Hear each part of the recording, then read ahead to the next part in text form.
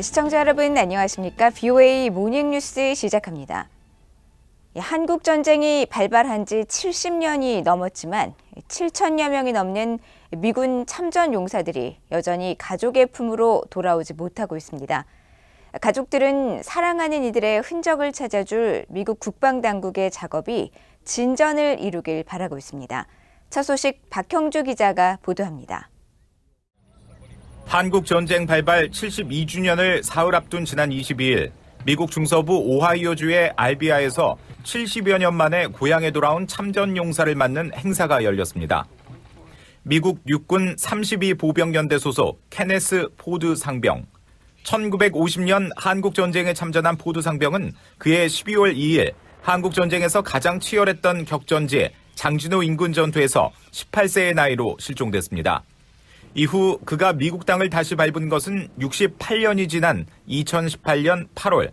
당시 싱가포르 미국 정상회담 합의에 따라 북한이 보낸 한국전 전사자 유해 55상자의 전우들과 함께 담겨 돌아왔고, 이듬해 미국 국방부 전쟁포로 실종자 확인구 DPAA의 유전자 감식 등을 통해 신원이 확인돼 마침내 고향에서 영면에 들게 된 것입니다. 포드 상병처럼 한국전에서 실종 사망했다가 신원이 확인된 참전 용사는 현재 최소 617명으로 아직도 7,500여 미군 전사자의 신원이 확인되지 않고 있습니다. 한국전쟁 미군포로 실종자 가족연대를 이끄는 리처드 다운스 씨도 그의 아버지인 홀 다운스 중령이 26세 때 미국 공군 조종사로 한국전에 참전했다가 1952년 1월 작전 수행 중 실종됐습니다. The uncertainty that surrounds the loss of a loved one creates a wound that won't heal. My sister and I picked up the search, as most family members did, in the 1990s. The Vietnam War family members started saying what happened to our missing loved ones. 2005년 미국 공동 유해 발굴을 위해 북한을 방문했던 한국전쟁 참전용사협회 브루스 하더 국장은 현재 약 5천여 구 이상의 미군 유해가 북한에 있을 것으로 추산했습니다. There are over 5,000 remains, U.S. remains from the Korean War, still in North Korea. The difficulty is now we have no way of going back into North Korea to conduct remains recovery operations to get those remains out of North Korea, bring them back to the United States where we can work to identify the remains. 워싱턴 DC 한국전 참전 기념공원 내에 세워진 추모의 벽에는 한국전쟁에 참전한 모든 미군과 카투사 등 4만여 명의 이름이 새겨집니다. 다음 달 27일 공식 제막식을 앞둔 이 벽에는 존 R. 러벨 공군대령의 이름도 있습니다. 그의 외손자인 한국전 참전용사 추모재단의 부이사장을 맡고 있는 리처드 딘 전 미국 육군대령은 외할아버지의 유해가 북한 어딘가에 있을 것이라며 희망을 잃지 않고 있다고 말했습니다. I still have hope, and it was my mother's hope, and so I am trying to, carry on her wishes that to find the remains of her father, and we're hoping the U.S. government will have the opportunity to go to North Korea to do research and to possibly find the.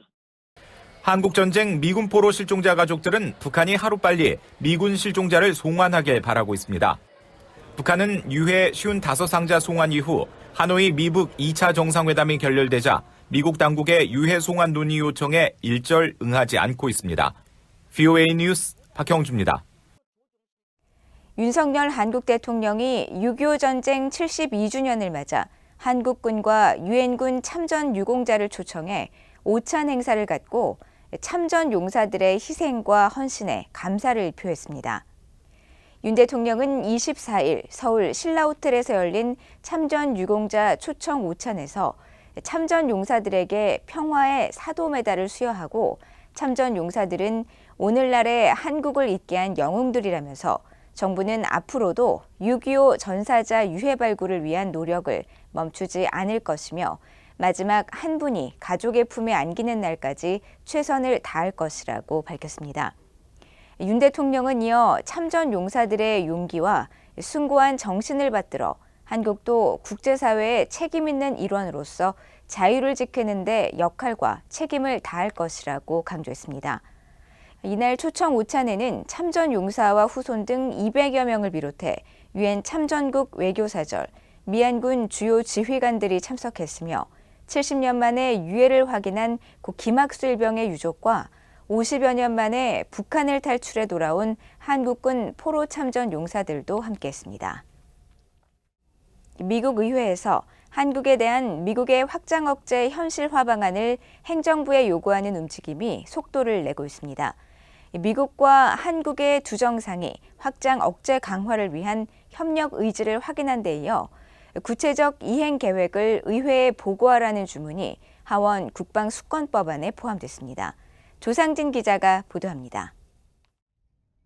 미국 하원 군사위원회가 23일 새벽 의결한 2023 회계연도 국방수권법안에 한국에 대한 미국의 확장 억제 실행 방안을 구체화할 것을 행정부에 요구하는 수정안이 포함됐습니다. 의회 내 코리아 코커스 공동의장인 공화당의 조 윌슨 하원 의원이 제출한 이 수정안은 한국에 대한 미국의 확장 억제 공약 이행 방안과 관련해 국방장관에게 의회 브리핑을 요구하고 있습니다. 수정안에 따르면 국방장관은 늦어도 내년 3월 1일까지 하원 군사위원회에 해당 내용과 미한 고위급 확장 억제 전략협의체에 대한 진전 상황도 함께 보고해야 합니다.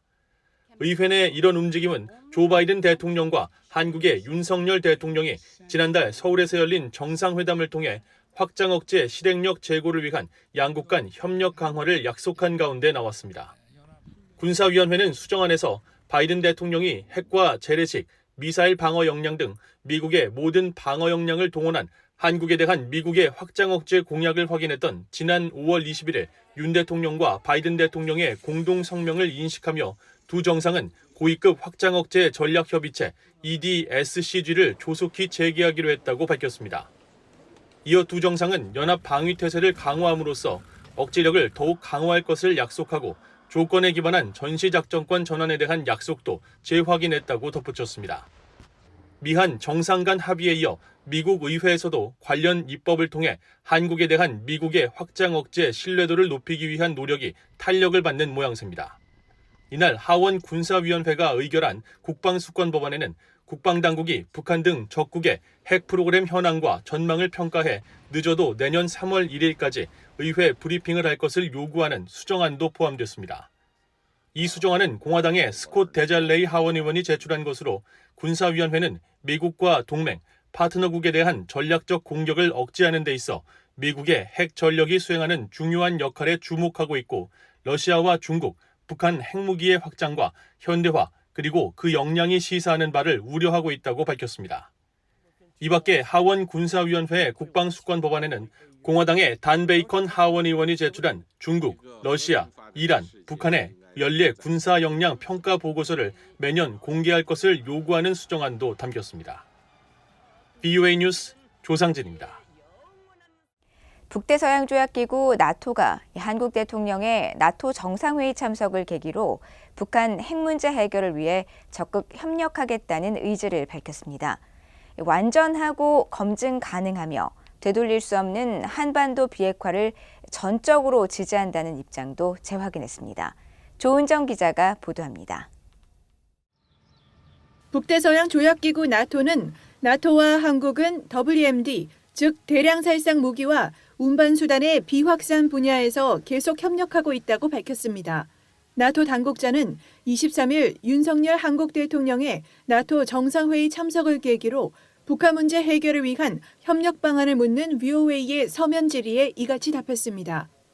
이어 나토 동맹들은 한반도에 완전하고 검증 가능하며 되돌릴 수 없는 비핵화, 즉 CVID를 전적으로 지지한다는 기존 입장도 재확인했습니다. 또 북한의 올해 잇따른 미사일 시험 발사와 7차 핵실험 가능성에 대해서는 나토와 나토 사무총장은 북한의 미사일 시험들을 규탄해왔고 북한이 국제사회의 한 약속과 유엔 안보리 결의들을 준수할 것을 촉구해왔다고 밝혔습니다. 나토 당국자는 그러면서 나토 정상들이 지난해 6월 브뤼셀 정상회의에서 채택한 공동선언문 가운데 북한 관련 내용을 상기했습니다.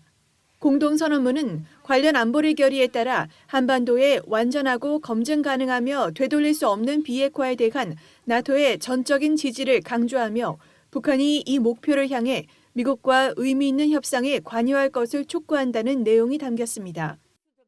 또 북한은 핵과 생화학전 역량, 탄도미사일 폐기 등 국제적 의무를 완전히 이행할 것과 핵 확산 금지 조약 NPT와 국제 원자력 기구 IAEA 안전 조치에 복귀해 모든 관련 프로그램을 폐기할 것을 촉구하고 국제사회는 기존의 UN 제재를 완전히 이행할 것을 촉구했습니다. 이런 가운데 미국 정부의 고위 당국자는 22일 G7 주요 7개국과 북대서양 조약기구 나토 정상회의에 대한 사전 전화 브리핑에서 아시아 국가들의 나토 정상회의 참석의 의의를 설명했습니다. 이 당국자는 호주, 일본, 뉴질랜드, 한국 정상이 처음으로 나토 정상회의에 참여한다면서 이는 러시아의 우크라이나 침공이 미국의 전 세계 협력 관계에 얼마나 활기를 불어넣었는지 보여주는 좋은 사례라고 강조했습니다. 이 고위 당국자는 그러면서 러시아의 우크라이나 침공은 민주주의 국가들을 러시아와 중국에 대항해 단결시켰고 바이든 대통령은 유럽과 아시아에서 미국의 노력을 효과적으로 연계했다고 설명했습니다. VOA 뉴스 조은정입니다. 미국과 일본의 외교 국방 당국이 확장 억지 협의를 실시하고 영내 안보 정세와 미일 동맹 방위 태세 등 억지력 강화 방안을 논의했습니다. 미국 국무부는 23일 보도자료를 통해 미국 측 알렉산드라 벨 국무부 부차관보와 리처드 존슨 국방부 부차관보가 일본 측 대표인 가나이 마사아키 외무성 부국장, 야마토 타로 방위성 부국장과 조지아주 킹스베이 해군기지에서 만나 21일부터 이틀간 확장 억지 방안을 논의했다고 밝혔습니다. 이번 협의에서 양측은 지난 5월 미일 정상회담에 이어 확장 억제에 대한 양자 논의를 강화하는 것의 중요성을 강조하고 영내 안보 환경에 대한 평가를 공유했으며 군비 통제와 비확산 문제를 비롯해 영내 재래식 전력과 미사일 방어 등에 대해서도 심도 있는 논의를 진행했다고 국무부는 설명했습니다. 북한 등의 사이버 공격이 날로 정교해지고 파괴력이 커지면서 미국의 주요 사회 기반 시설이 사이버 보안 위협에 직면하고 있다고 미국 의회 산하 회계감사원 GAO가 밝혔습니다.